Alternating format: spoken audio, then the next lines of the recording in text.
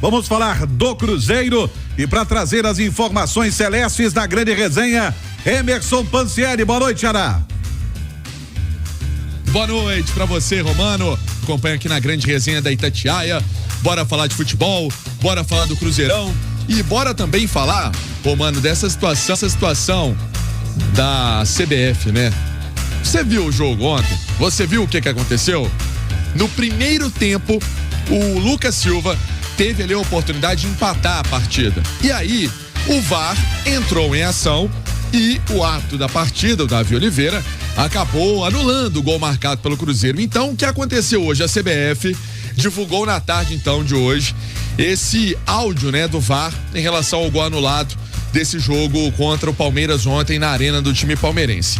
E aí, nas imagens divulgadas pela CBF, o responsável pelo VAR, né, o Rodrigo Nunes de Sá, ele considerou que o Lucas Silva empurrou o volante Zé Rafael do Palmeiras nas costas e ainda, vamos colocar assim, calçou, né, o meio-campista do jogador do Palmeiras, né, com os pés. Aí ele até fala assim, ó, tem um braço nas costas e um possível calço embaixo. Recomendo revisão para possível falta no início da fase de ataque. Falou o responsável pelo VAR. Aí ele até continuou, ó, tem um calço embaixo, tá? Um calço embaixo e um empurrão nas costas.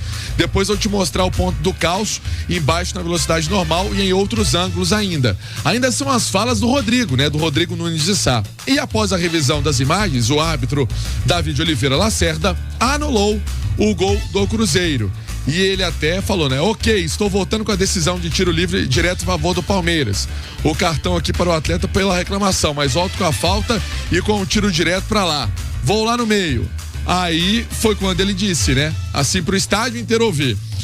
Após revisão, há o contato embaixo. Tiro livre direto a favor do Palmeiras. Decisão final, tiro livre direto. Ou seja, marcou falta, não deu gol do Cruzeiro, anulou o gol, mas foi o assunto, Romano, pra gente começar a já aquecer esse noticiário do Cruzeiro, esse gol anulado do Lucas Silva. E vai continuar sendo, viu? Vai continuar sendo a semana inteira, roda de amigos, hoje já foi, roda de amigos, vai continuar sendo esse papo entre os torcedores, né? Enfim, é o que vai acontecer. Agora, o que o Seabra, você pode pensar pra gente, o que o Seabra, qual a impressão que ficou do Seabra do jogo, o que o Seabra mais analisou do jogo do Cruzeiro ontem? Vamos lá, Romano, melhor do que trazer as impressões do Seabra, colocar o Seabra pra falar, né? A gente reproduzir essas falas importantes do técnico do Cruzeiro, que eu posso resumir pelo menos um pouco do que eu entendi. Gostou do segundo tempo, não gostou do primeiro. Isso aí tá bem nítido. Mas vamos começar a trazer então o Seabra aqui na grande resenha, o técnico do Cruzeiro, analisando a partida e criticando também a arbitragem que anulou esse gol, como eu mencionei anteriormente. Em relação ao jogo, um jogo dentro do cenário que a gente esperava, o Palmeiras pressionando com marcação individual, nós conseguimos colocar alguns problemas para eles de posicionamento, mas não conseguimos aproveitar e tivemos muita dificuldade em sair jogando. Em alguns momentos poderíamos ter usado mais a profundidade, desperdiçamos algumas oportunidades disso no primeiro tempo e depois, atrás do placar, tivemos que se ajustar e mudar o posicionamento ao invés de atrair o adversário, empurrar o adversário. Demorou um pouco no início do segundo tempo, mas depois conseguimos. Equilibramos o jogo e fomos superiores, acredito, no segundo tempo em boa parte. E aí tem aspectos específicos do jogo que deixam a gente bastante chateado, né? O caso da anulação do nosso gol, porque o critério de jogo até aquele momento estava sendo o árbitro de campo tem um critério e o árbitro do VAR tem outro critério. E aí, não bastasse isso, após o árbitro de campo anular o gol dessa forma, ele mudou totalmente a forma dele de apitar. Só que o Palmeiras já estava vencendo, apitou muito mais faltas, parou muito mais o jogo e o Palmeiras virou senhor da partida no sentido de controlar o tempo do jogo, de demorar para bater todos os tiros livres, todos os tiros de meta, todas as laterais. Então é muito difícil quando você precisa fazer mais de um gol para empatar um jogo que você está perdendo de 1-0.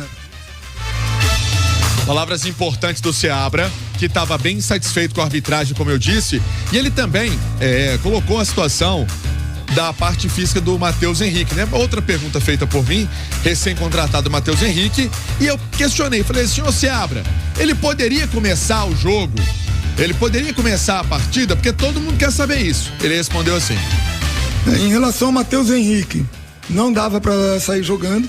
Ele jogou 90 minutos a última vez, se não me engano, 19 de maio. Teve um mês de férias. No final do último jogo, sentiu o ritmo, entrou muito bem, mas no final já sentiu o ritmo, mesmo entrando aos 22 minutos do segundo tempo. Então, a gente tem que ir progredindo, tem que fazer com cuidado para que o jogador possa desempenhar o melhor dele durante todo o período que ele estiver em campo e com segurança para que ele não sofra uma lesão. Com esse tempo de trabalho que ele está aqui desde que ele passou a treinar no campo, é como se ele estivesse em pré-temporada, porque ele fez a temporada europeia. Estamos cuidando e vamos continuar cuidando dessa forma, porque queremos ter o jogador em boas condições por mais tempo. Palavras então do Seabra, técnico Fernando Seabra, explicando por que o Matheus Henrique não começou o jogo como titular, algo que falávamos aqui na Itatiaia antes da bola rolar, né, Romano? Mas aconteceu isso mesmo, e a explicação dele da questão física, do aspecto físico, não estava apurado ainda para ter a confiança de começar o jogo, Xará. E tem que ter esse cuidado, porque a maratona de jogos começa agora, né, Edu? O Campeonato Brasileiro em plena ação e depois você tem Copa Sul-Americana, né? E aí é um jogador que não está no mesmo nível físico dos demais, né? Eles estão em ritmo de jogo e ele não.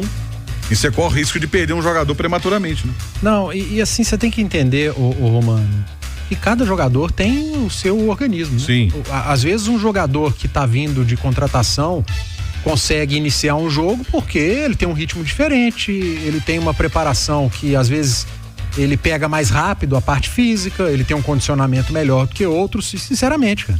Quem tá no dia a dia é o Seabra, é o departamento físico, médico do Cruzeiro, e se eles afirmam que o Mateuzinho não tinha condição de iniciar um jogo, não tem o que discutir.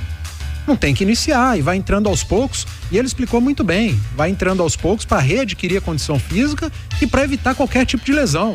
É muito melhor você contar com o Mateuzinho todo jogo e nesse início aos poucos, do que passar o carro na frente dos bois, colocar o cara para jogar e correr o risco dele ter uma lesão e você perder ele pelos próximos 5 jogos.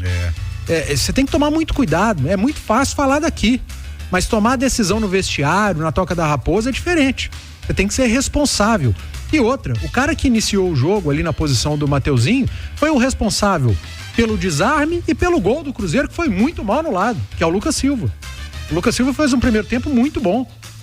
E não fosse o erro do VAR, porque o árbitro de campo acertou. O árbitro de vídeo é que errou ao chamar e induzir o árbitro de campo ao erro. E se não fosse esse erro, esse equívoco, a gente ia estar batendo palma pro Lucas Silva. Foi o cara que desarmou na reta final do primeiro tempo e estava dentro da pequena área para finalizar praticamente.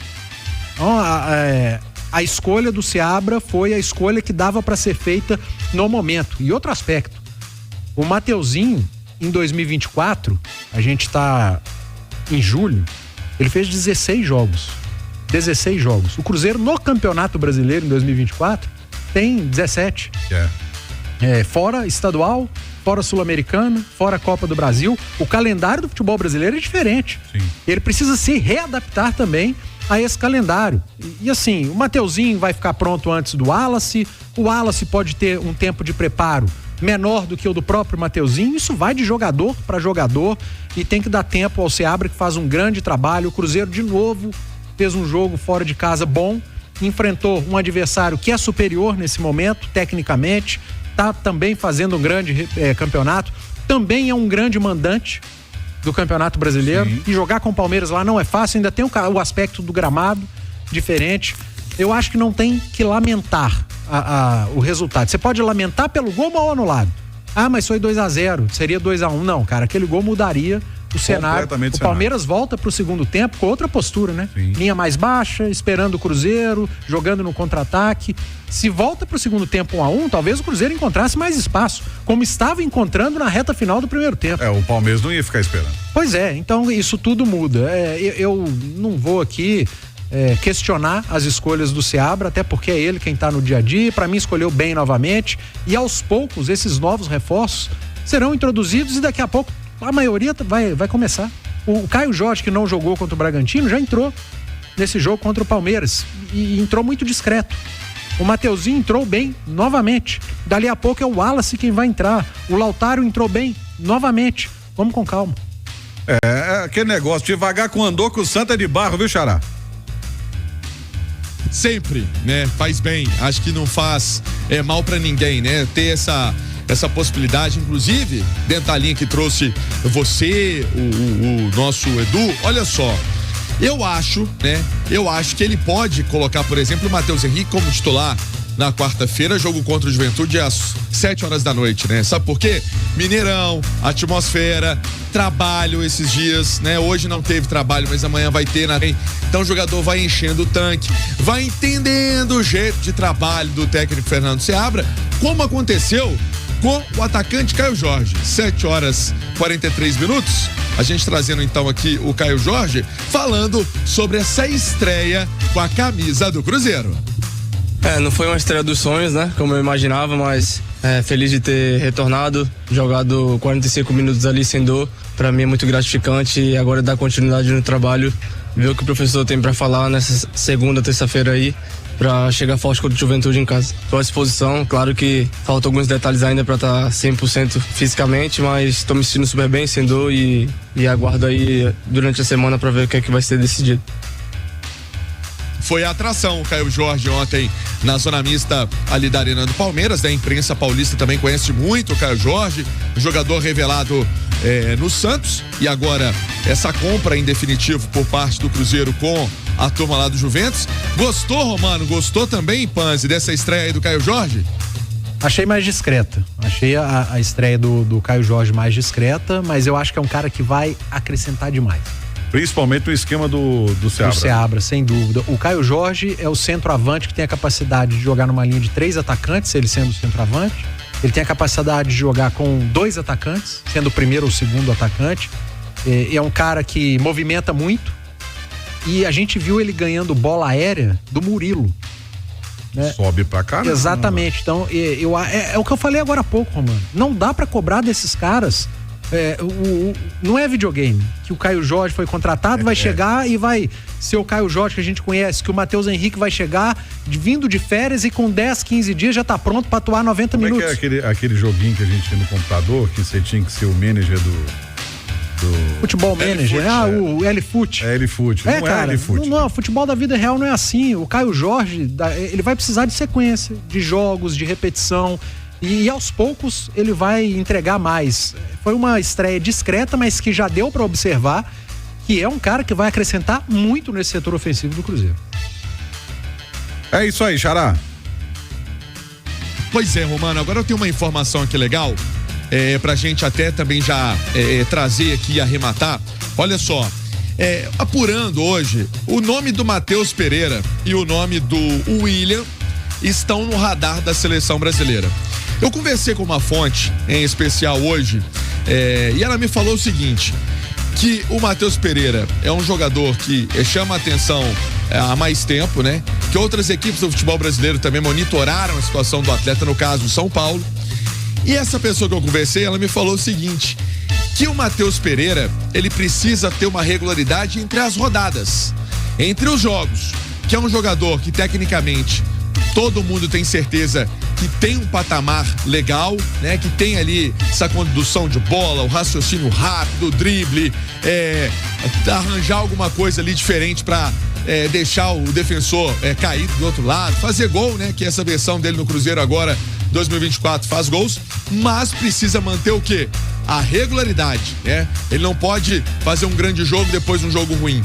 Pelo menos a pessoa que me passou deixou isso bem nítido. E um outro jogador que está no radar da seleção, o William. O William, pelo que vem produzindo, o que vem fazendo, e essa questão também da lateral no nosso país, que não tá tão fácil assim, mas eu acho, Romano, pra gente até dar uma aquecida na grande resenha, eu acho que chama a atenção de todo mundo essa informação, que daqui a pouco também vai estar no nosso itatiaisport.com.br, Romano. Pois o William, se for chamado mais do que merecido, né? Acho que a seleção precisa de uma renovação de laterais. O Ian Couto foi uma delas, mas precisa de uma renovação. E o Matheus Pereira, ele já tá, na minha modesta opinião, já tá pedindo passagem. E ele tem uma característica que falta à seleção também, né? Desse meia articulador, o cara clássico, meia clássico, camisa 10 clássico. E, assim, a informação do Pansieri é uma novidade. Os dois no radar da seleção. Mas eles estarem no radar da seleção não surpreende a ninguém. É verdade. Pelo Campeonato Brasileiro que ambos vêm fazendo. Verdade. O William, para mim, é o melhor lateral direito do Campeonato Brasileiro nesse recorte de turno. O Matheus Pereira está entre os 3 melhores jogadores do Campeonato Brasileiro. O William é desde a temporada passada, né? Desde a temporada com o time meia boca do Cruzeiro. Sim. O William já se destacava na direita. Faz uma grande temporada. É jogador de seleção.